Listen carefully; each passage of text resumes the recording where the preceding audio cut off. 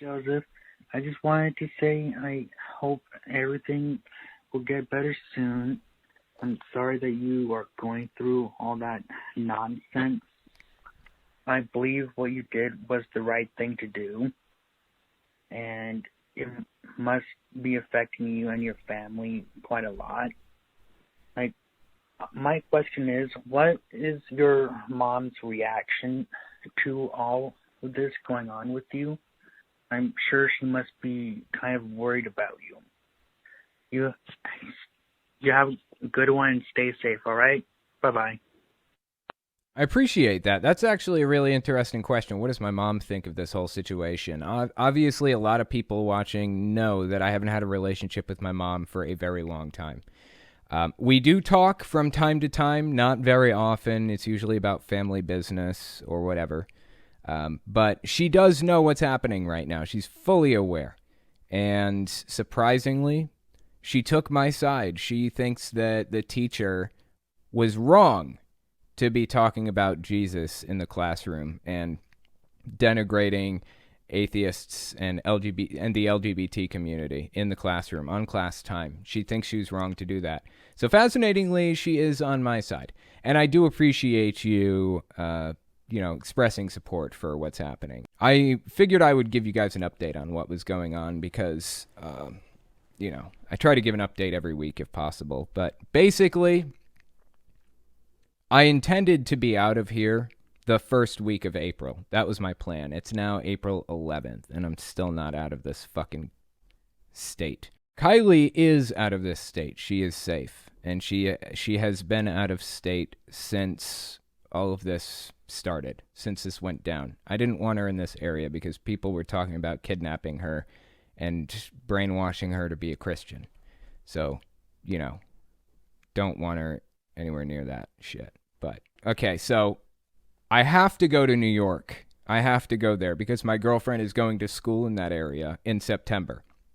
That's why we're moving to that area. She's going to college in that area. She's already enrolled in college and paid the deposit on everything. It's all done. We have to get to the Northeast so she can go to college there. Now, getting into New York City is a challenge. And let me tell you guys why. I touched on this a little bit last week, but I figured I'd tell you what's so difficult about it. You basically have to be a model citizen in every way to get into an apartment or anything at all in the Northeast, specifically in the New York area, the New York City area. You have to be a model citizen. You have to have perfect credit, at least 720, at least. A minimum of 720 as a credit score. Mine is 550 because I've just never used my credit. I've never had a personal loan. I've never fucking nothing. I just don't get loans. I've always found another way to do things. Never owned a house. I don't have any bankruptcies. I don't have any foreclosures or anything like that. You have to have really fucking good credit. Can't have any derogatory marks on it, and it can't be thin credit. You have to have had loans before. So I'm fucked right there. You also have to make 40 times the amount that you intend to pay in rent every month. So if you're trying to rent a place for $1,000 a month, you have to make 40 times that amount per year, or $40,000 a year. That's not necessarily unusual. That adds up to about 30% of your income. So $12,000 per year for rent, or $1,000 a month. Divided by 40,000 a year is about 30%. That's standard. That's what you're supposed to budget for when you get housing, right? But not only do you have to make 40 times the base rent, but they also usually won't accept you unless you have a guarantor. This super chat from Kem Panda says, campaign to find a guarantor rich enough. The salary requirements are ridiculous. That's a really good point. Basically, the guarantor has to make 80 times the base rent. The guarantor is basically somebody that says if for some reason this person stops paying rent or they can't make rent or something like that, you will step in and pay that amount for them. And they have to make 80 times the base salary. So if I want to find a place for $1,500 a month, which is pretty standard in New York City, $1,500 a month. In fact, it's standard where I am now. I pay $1,000 a month now for a 3-bedroom, which is enough for my family to live in. If I'm trying to get a place for $1,500 a month, that person has to, or I have to make $60,000 a year, and the guarantor, which you probably won't be accepted into a New York City apartment without one. The guarantor has to make twice that amount, or $120,000 a month. So finding a guarantor has been a challenge. Basically, where we are right now is my girlfriend listed herself as going to college as a college student. And as a college student, they consider her parents' income and credit and everything else. So at this moment, we have put in an application to get an apartment in an area that we want to live in, and I am not listed on the lease because my credit is not good enough to live in that city.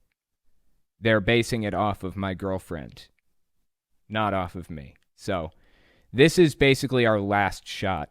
If this doesn't work, if we don't get into this apartment, which we'll know tomorrow or the day after, we have to go outside of the city. We have to go to Stamford, Connecticut, or Greenwich, Connecticut, or even further out. Somewhere that will accept somebody who has thin credit. Somebody who doesn't have just completely insane rules about what you need to make. So, anyway, about what you need to make and how high your credit has to be, and about having a guarantor that makes twice as much as you do. It's completely insane. Just all the rules are nuts. So anyways, I'll know in the next couple of days, most likely. I said that exact same thing last week, and the plan that we had at that time fell through. It didn't work. The renter denied me. So we have a new plan, and we're trying again with this new place. And if this one doesn't work, we're just going to have to go outside the state and try some other place. But no matter what, I do have the money to pay the damage deposit and rent and everything else. I do have the money now, thanks to you guys. I have enough to pay first month's rent and damage deposit and everything else. But getting into a place is impossible. To some degree, because I have thin credit. If you pay a year in advance, they'll not even run your credit and give you a discount. I've done that. Nope. I tried to talk to them about giving them some amount up front, like, 2-3 months up front, whatever. They won't, because of the rules and regulations in New York City. It's rent controlled. They will not work with you outside of the bounds of first month's rent and damage deposit, period. Yeah, they just won't fucking work with you, period. They won't do it. They check your credit. If it's lower than 720, you're fucked. I just hope this works out tomorrow or the day after. Waiting for a response. I hope it works out. If it doesn't, we'll have to go to Stamford, Connecticut. I'm not trying to be rude, but must be in the ghetto or know people to get $1,000 a month in New York. $1,000 a month is what I pay now in my current apartment in West Virginia. I'm not looking for $1,000 a month in New York, but there are places for $1,500 a month in New York that are in good areas, decent areas, Upper East Side. Right now, specifically, because of COVID, a lot of people leaving the city and everything.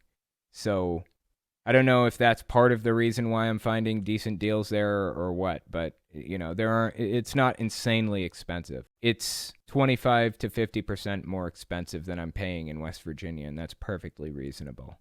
Some of these places are. Dan Yeager, I was going to suggest Jersey as an alternative to actual NYC.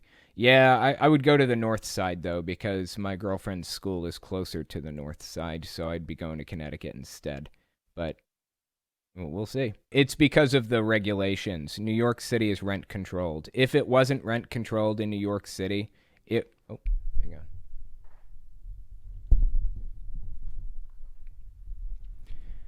If it wasn't rent controlled in New York City, then rent would be $10,000 a month for the cheapest place. It used to be a lot more expensive than it is now. New York City is significantly cheaper since the pandemic because everybody's leaving. New York is a hotbed for illness and pandemics. Tons of people all over the place touching their nose and then touching the railings, The subway system, it's a hotbed for It is where pandemics start and spread. Places like that with like 10 million people in it. And on top of that, it's more expensive than New Jersey or Connecticut. It's more difficult to get into than places like that, than almost anywhere. So people are leaving because they can. And as a result, rent is falling through the floor. But landlords are being so much more careful now about who they rent to, because they want to make sure that in a year you're going to be able to continue paying their rent and you're not going to lose your job to COVID or something like that. So it's really fucking hard to get into the city, which is where I need to be for my girlfriend's schooling. So we're doing our best. We'll make it. It's just hard.